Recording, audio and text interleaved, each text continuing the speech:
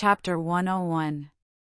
Locusta, Valentine was alone. Two other clocks, slower than that of Saint Philippa de Roule, struck the hour of midnight from different directions, and excepting the rumbling of a few carriages, all was silent.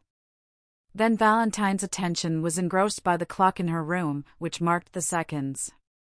She began counting them, remarking that they were much slower than the beatings of her heart, and still she doubted. The inoffensive Valentine could not imagine that anyone should desire her death.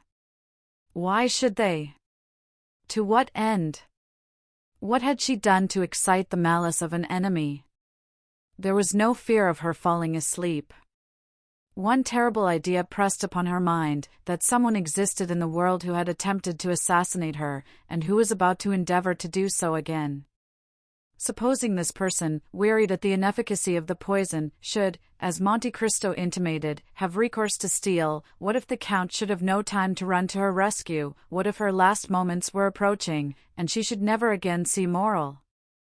When this terrible chain of ideas presented itself, Valentine was nearly persuaded to ring the bell and call for help.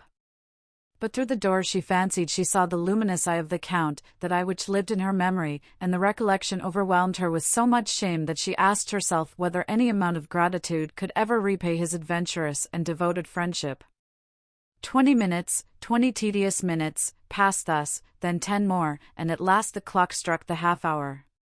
Just then the sound of fingernails slightly grating against the door of the library informed Valentine that the Count was still watching, and recommended her to do the same. At the same time, on the opposite side, that is towards Edward's room, Valentine fancied that she heard the creaking of the floor. She listened attentively, holding her breath till she was nearly suffocated. The lock turned, and the door slowly opened.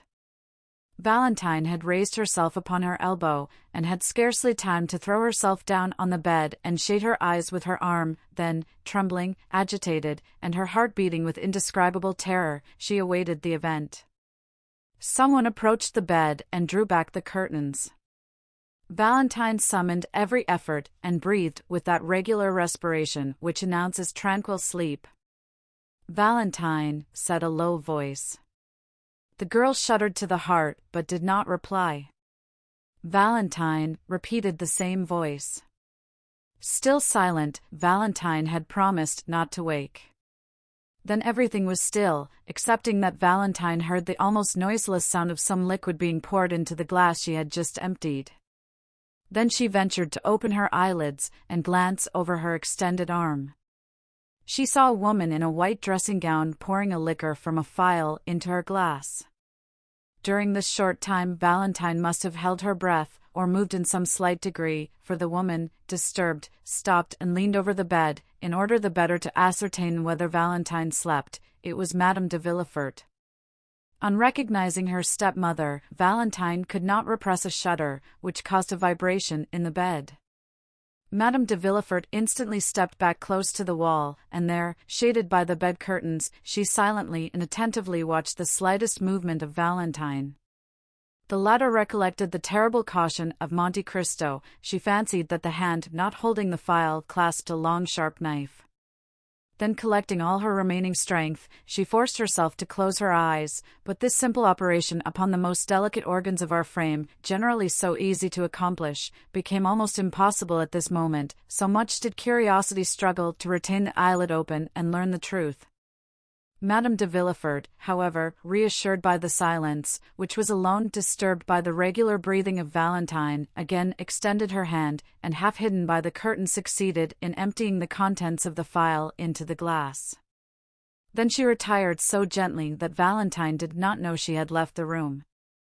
She only witnessed the withdrawal of the arm, the fair round arm of a woman but 25 years old, and who yet spread death around her.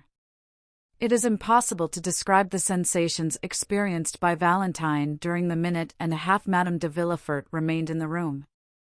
The grating against the library door aroused the young girl from the stupor in which she was plunged, and which almost amounted to insensibility. She raised her head with an effort. The noiseless door again turned on its hinges, and the Count of Monte Cristo reappeared. "Well," said he, "do you still doubt?" "Oh," murmured the young girl. "Have you seen?" "Alas!" "Did you recognize?" Valentine groaned. "Oh, yes," she said, "I saw, but I cannot believe." "Would you rather die, then, and cause Maximilian's death?" "Oh," repeated the young girl, almost bewildered, "can I not leave the house? Can I not escape?" "Valentine, the hand which now threatens you will pursue you everywhere, your servants will be seduced with gold, and death will be offered to you disguised in every shape. You will find it in the water you drink from the spring, in the fruit you pluck from the tree." "But did you not say that my kind grandfather's precaution had neutralized the poison?" "Yes, but not against a strong dose. The poison will be changed, and the quantity increased." He took the glass and raised it to his lips.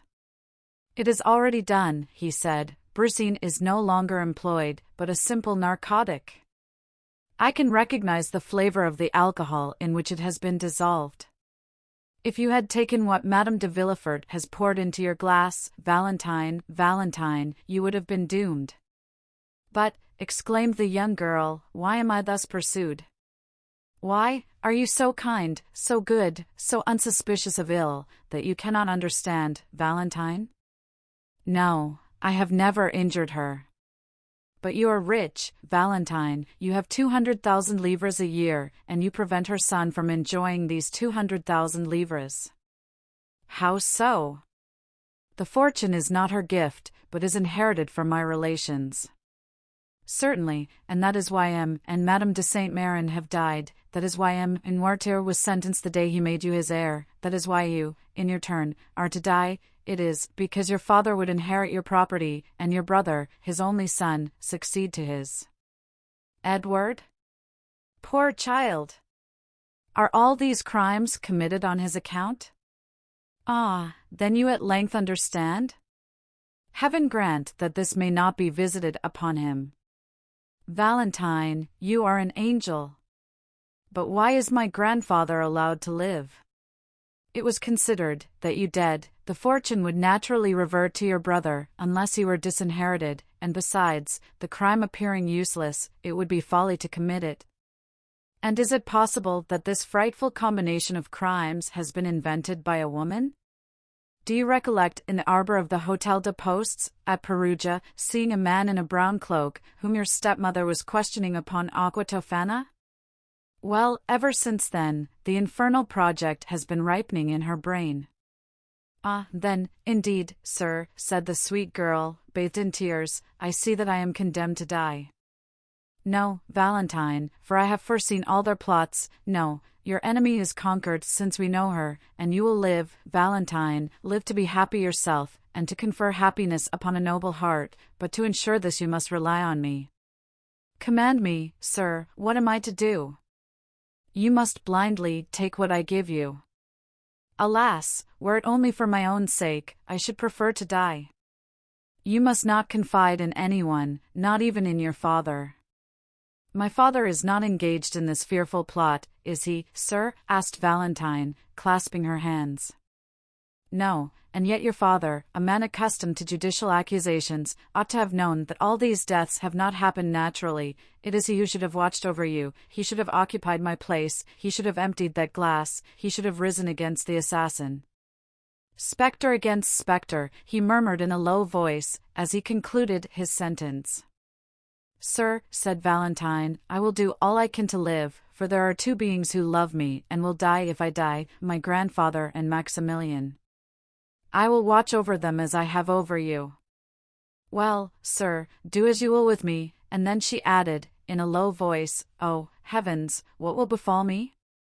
"Whatever may happen, Valentine, do not be alarmed, though you suffer, though you lose sight, hearing, consciousness, fear nothing. Though you should awake and be ignorant where you are, still do not fear, even though you should find yourself in a sepulchral vault or coffin. Reassure yourself, then, and say to yourself, at this moment, a friend, a father, who lives for my happiness and that of Maximilian, watches over me. Alas, alas, what a fearful extremity! Valentine, would you rather denounce your stepmother?" "I would rather die 100 times, oh, yes, die." "No, you will not die, but will you promise me, whatever happens, that you will not complain, but hope?" I will think of Maximilian. You are my own darling child, Valentine. I alone can save you, and I will.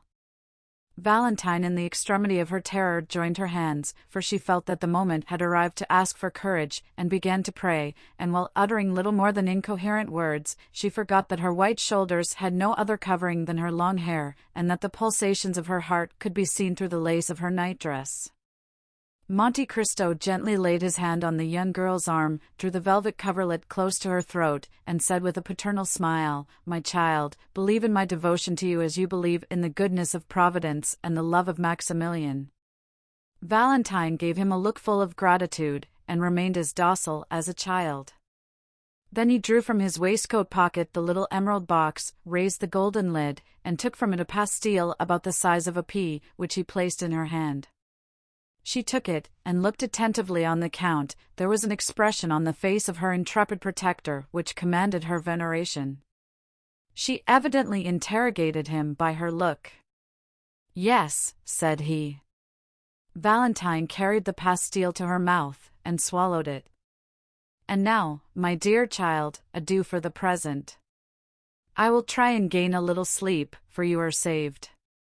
"Go," said Valentine, "whatever happens, I promise you not to fear." Monte Cristo for some time kept his eyes fixed on the young girl, who gradually fell asleep, yielding to the effects of the narcotic the Count had given her.